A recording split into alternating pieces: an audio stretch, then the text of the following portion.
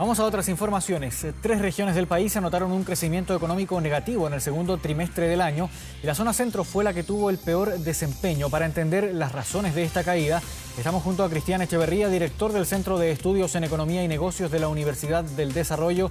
Muchas gracias, Cristian, por acompañarnos aquí en Canal 24 Horas. Buenas tardes. Buenas tardes, Marco. Muchas gracias por la invitación.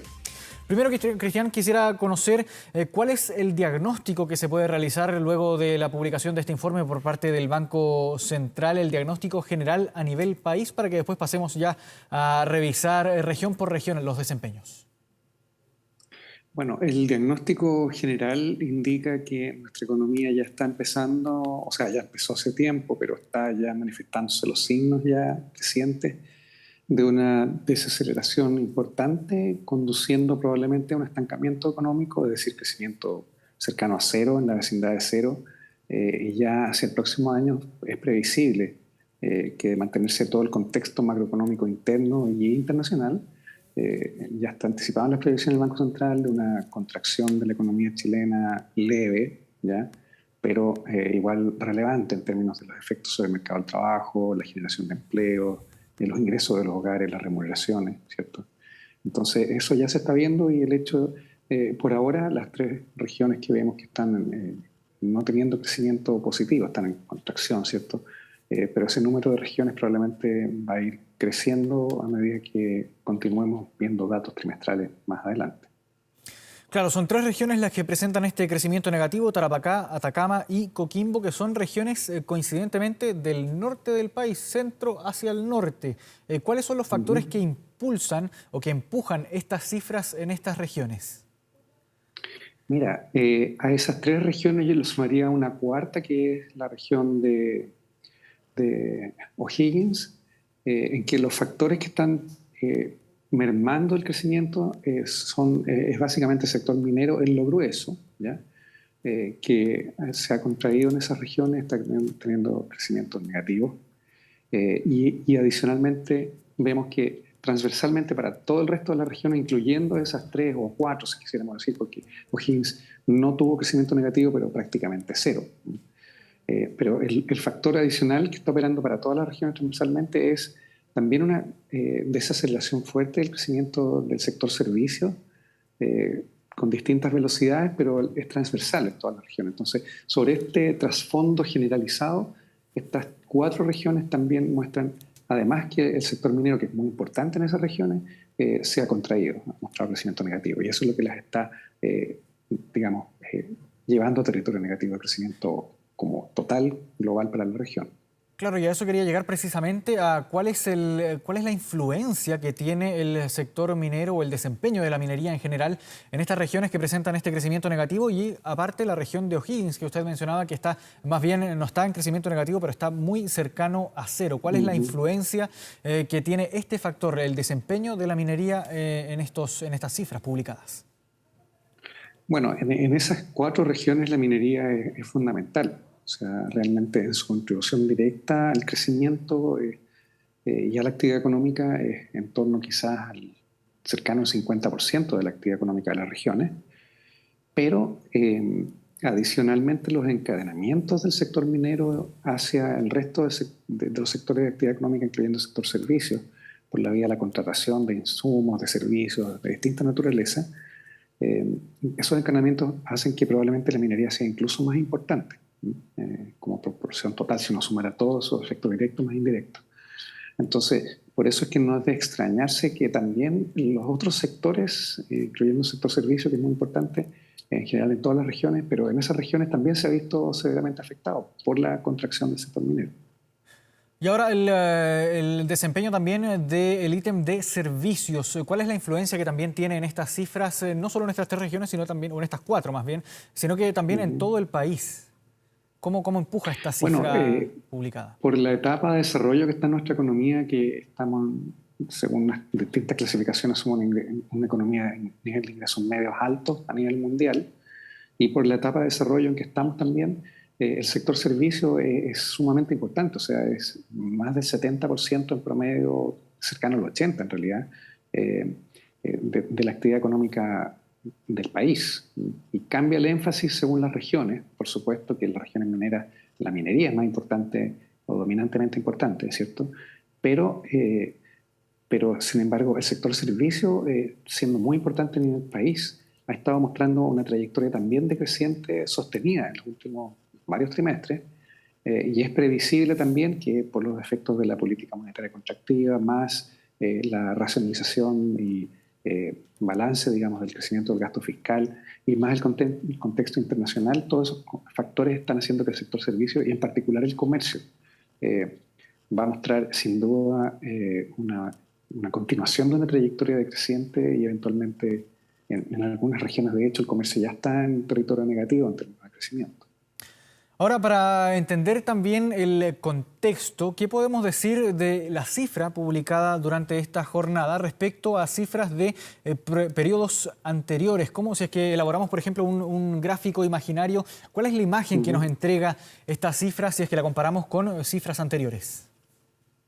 Bueno, la imagen que podría resumir lo que está ocurriendo en por lo menos los primeros 2 trimestres de este año es que el sector servicios transversalmente se está contrayendo, ¿sí? Salvo una región en la cual más o menos permanece este trimestre comparado con lo que fue el trimestre anterior, no me acuerdo cuál región, pero era una región austral, no sé si es en Magallanes, no me acuerdo exactamente. Pero en todo el resto de las regiones vemos que el sector servicios se está contrayendo. Y como ya señalé, para el promedio del país el sector servicios es cercano al 80% de la actividad económica. En las regiones mineras es una fracción menor porque la minería es más importante, pero en esas regiones mineras la minería está restando del crecimiento. Entonces, pero el mensaje es, el cuadro imaginario de lo que está ocurriendo es una contracción transversal, generalizada, o no contracción, sino que disminución de la tasa de crecimiento y de expansión del sector servicio y matizado por contracción del crecimiento del sector minero, es decir, recesión, mini recesión o caída en la producción del sector minero en 3 regiones, en 4 regiones del país. Y esto llevado a la práctica, al bolsillo de las personas, al bolsillo de los chilenos, ¿en qué se traduce en específico las cifras entregadas hoy por el Banco Central? Bueno, este gráfico imaginario también de estos 2 trimestres, pero estos dos en particular, que es lo que nos importa de lo que va de este año, muestran que los hogares claramente están ajustando sus niveles de consumo. Las tasas de expansión del consumo que veíamos con anterioridad en la recuperación más fuerte del 2021, que fueron crecimientos del 20 y 30% del consumo en comparación con lo que fue la base anterior de comparación del año 2020, esas tasas de 20-30% de consumo están ahora en promedio mucho más bajas. De hecho, si uno mira este gráfico imaginario de estos 2 trimestres, ¿cierto? Lo que vemos es que el consumo, el crecimiento del consumo el primer trimestre de este año a nivel país, a través de todas las regiones, estaba creciendo entre 5 y 10%, ¿sí? En comparación con el mismo trimestre del año pasado.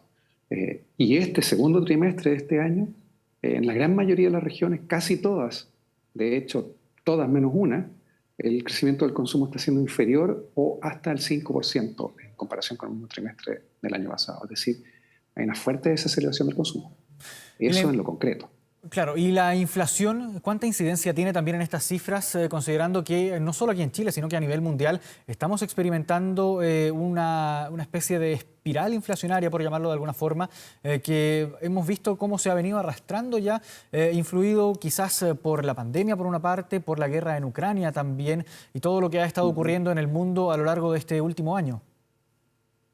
Mira, la inflación tiene en este contexto de economía en desaceleración, la inflación tiene un efecto contractivo. ¿Por qué razón? Porque erosiona el poder adquisitivo de los ingresos de los hogares. Especialmente la principal fuente del ingreso de los hogares en Chile es los ingresos del trabajo, y sabemos que los salarios por normativa se reajustan un promedio. De hecho, la gran mayoría de los contratos de trabajo se reajustan una vez al año. Es decir, ahora, por ejemplo, en este mes todavía hay remuneraciones que no se han reajustado porque todavía tienen 10 meses, 8 meses, 6 meses desde el último reajuste, o incluso en el peor de los casos, 11 meses. Y 11 meses de inflación acumulada para atrás sabemos, en torno al 14% de pérdida de poder adquisitivo de ese sueldo en este último pago mensual que ocurrió en septiembre. Entonces, eso se nota, se está notando y está efectivamente dificultando, digamos, el gasto de los hogares y está ajustando el cinturón, digamos, el grueso de los hogares ante esta espiral inflacionaria. Ahora, afortunadamente, esto indica también que la inflación debiese empezar a retroceder por varios factores internos e internacionales, pero probablemente va a demorarse más de lo que nosotros pensamos inicialmente o hubiéramos querido. ¿Por qué razón? Porque la inflación se está, digamos, replicando a través de la estructura salarial y de reajuste y también de otros precios en la economía que están reajustados. No solo los precios financieros, sino que los contratos de arriendo y otro tipo de contratos que también están expresados en UF o reajustados cada cierto número de meses.